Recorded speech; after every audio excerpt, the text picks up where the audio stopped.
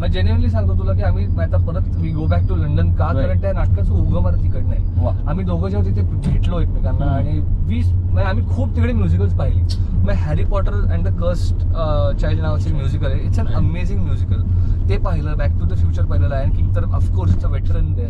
पण असे आम्ही जवळपास एक 15 ते 16 म्युझिकल्स पाहिले आणि प्रत्येक वेळेला आम्हाला असं वाटू लागलं, कारण आम्ही दोघं थिएटर बॅकग्राऊंडचे ना, की अरे आपण असं कधी करणार, आपल्याला हे कधीतरी करायला मिळालं पाहिजे, यु नो.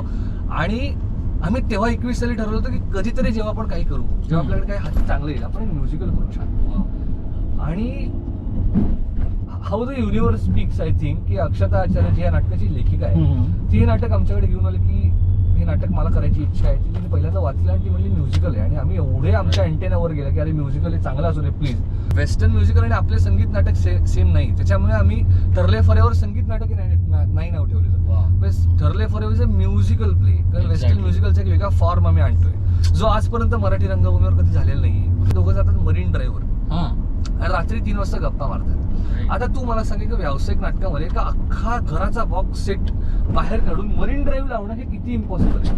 आणि अशी आमच्या नाटकात 6 लोकेशन आहेत. सो इकडनं तो विचार आला की why not then use something innovative ज्याच्यातून आपण लोकेशन स्किप करू शकतो.